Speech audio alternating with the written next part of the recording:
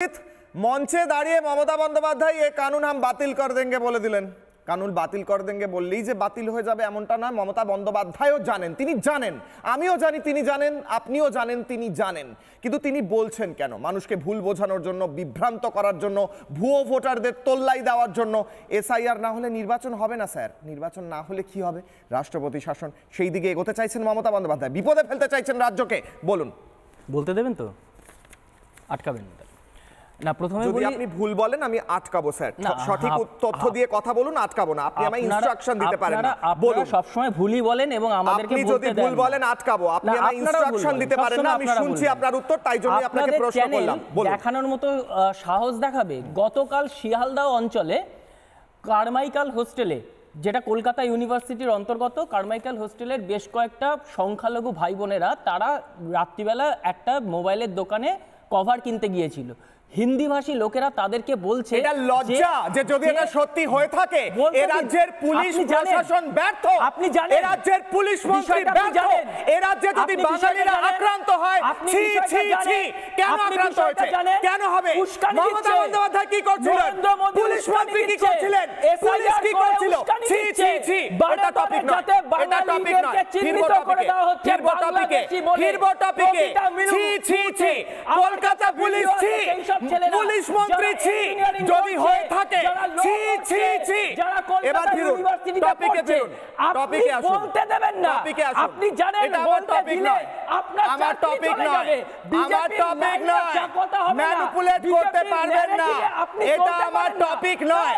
কার্যত কিভাবে আপনি চেষ্টা করছেন? এটা আমার টপিক নয়, আমি বলতে দেব না। এটা আমার টপিক নয়, কি করে? আমার টপিক নয়, আমার টপিক এটা নয়। অডিও ডাউন, সরি না সজল দা, এটা আমার টপিক নয়। সজল দা, এটা আমার টপিক নয়, এটা ম্যানিপুলেশন। হ্যাঁ, আমি ইন্দ্র বলো বলো বলো বলো। বেশ, বলুন টপিকে বলুন। হ্যাঁ, ও আচ্ছা, সজল দা বলে দিলে আপনি বলতে দেবেন না? না না, আপনি টপিকে বলুন, আপনি টপিকে বলুন, টপিকে বলুন। টপিকে না বললে বলতে দেব না। টপিকে বলুন। এবার সেই ভিডিও আপনাদের দেখানোর মতো সাহস আছে না? আপনারা সেই নিউজটা দেখেছেন? টপিকে বলবেন। ভারতীয় সংবাদ মাধ্যম দেখিয়েছে এই টপিকে। মমতা বন্দ্যোপাধ্যায় মানুষকে কেন ভুল বোঝাচ্ছেন বলতে দেবেন? ভুল বোঝাচ্ছেন না, এটা বলবেন। এসআইআর অত সহজে হয় না। উত্তর দেবেন, দেবেন না? বিভিন্ন জায়গায় এসআইআর নিয়ে উত্তর দেবেন, নালে আমি বলতে দেব না। আমার পলিসি এসআইআর নিয়ে না বললে আমি বলতে দেব না। কিভাবে দেখাবে?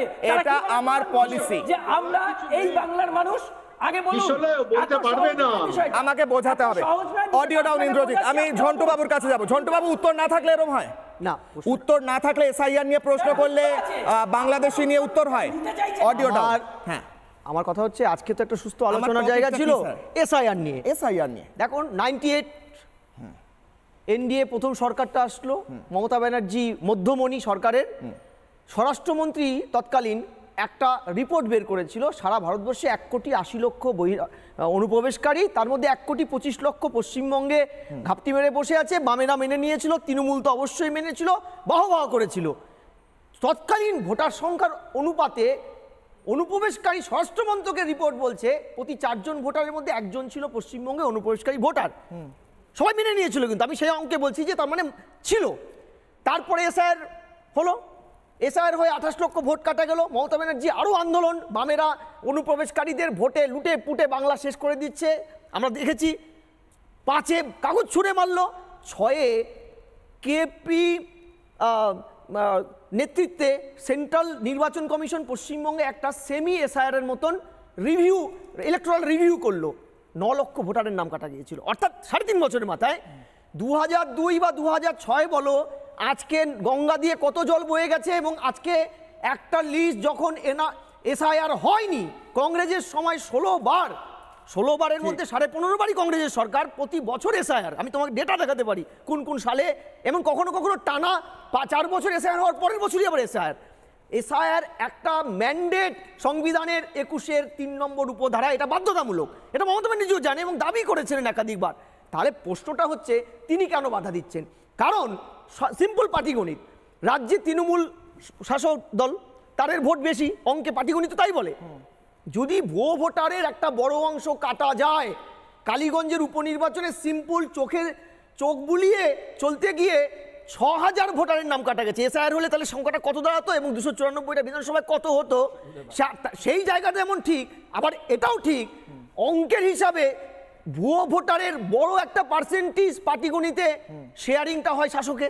দ্বিতীয়, আমি নির্বাচনের আধিকারিক হিসেবে দায়িত্বে থেকে দেখেছি, অভিজ্ঞতা বলে প্রশাসন যাদের হাতে থাকে, কোন বাড়ির দ্বিজেন বাবু, কোন বাড়ির সন্ধ্যা ম্যাডাম মারা গেছেন, সেই পরিসংখ্যানগুলো বিরোধীদের থাকার কথা থাকে না, কারণ প্রশাসনের ভেতরের মেশিনারিজ শাসক দলকে জানিয়ে দেয় এবং 4টের পরে যে ভোটগুলো হয় না স্লিপ ইস্যু করে, তারা অধিকাংশই হয় স্বর্গায়ত, স্বর্গে চলে যাওয়া মানুষগুলোর ভোট। এই সংখ্যাটা কত তুমি কালীগঞ্জের 6,000-এর মধ্যে তথ্য বলছে 3,500-এর মতন মৃত।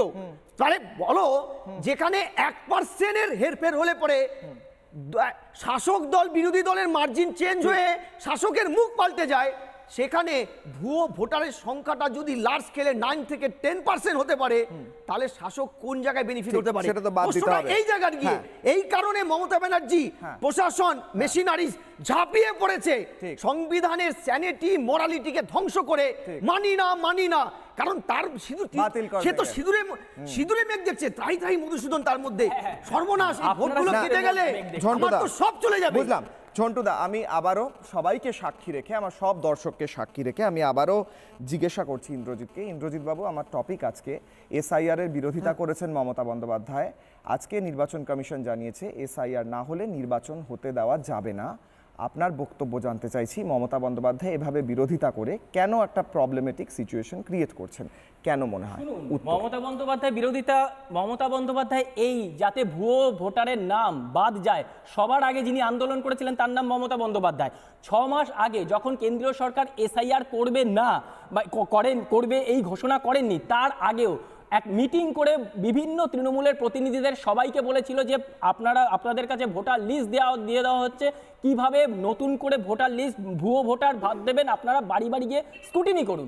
কিন্তু মানে প্রবলেমটা কোথায় বলুন তো? প্রবলেমটা হচ্ছে এই এসআইআর এর নাম করে চেষ্টা করছে ঘুরপথে এনআরসি করার। এসআইআর এর নাম করে বাঙালি বললেই বাংলাদেশি বলে চিহ্নিত করে দেওয়া হচ্ছে। এই যে বিভিন্ন রাজ্যে আজকে পরিযায়ী শ্রমিকদের ওপর বিভিন্নভাবে হামলা চলছে, এরকম অত্যাচার চলছে, এই নিউজ আপনারা তুলে ধরেছেন? তুলে তো ধরছেন না। বিভিন্নভাবে মানুষ কতটা অসহায় হয়ে পড়ছে। আজকে কেন আমি তুলে ধরলাম যে গতকালকের ঘটনা আপনারা বলবেন না, মানুষের কাছে তো সেটা জানানো দরকার, কারণ রিপাবলিক বাংলার দর্শকরা সেই ঘটনা পাচ্ছে না। আপনাদের আমি তুলে ধরার চেষ্টা করছি। আচ্ছা ঝন্টুদা, একদম 5 সেকেন্ডে উত্তর দিয়ে বুঝে গেছি। শিয়ালদায় বাঙালি ছাত্রদের উপরে হামলা, তারপরে 24 ঘন্টা পরে পুলিশ 3 জনের টিকিট হতে পারলো, বাকিরা পালিয়ে গেল কেন? প্রশাসন নানা ধরনের কন্টেন্ট দেখার জন্য লাইক করুন, শেয়ার করুন আমাদের ফেসবুক পেজ, সাবস্ক্রাইব করুন আমাদের ইউটিউব চ্যানেল। পাশাপাশি অন্যান্য ব্রেকিং নিউজের জন্য অবশ্যই চোখ রাখুন রিপাবলিক বাংলায়।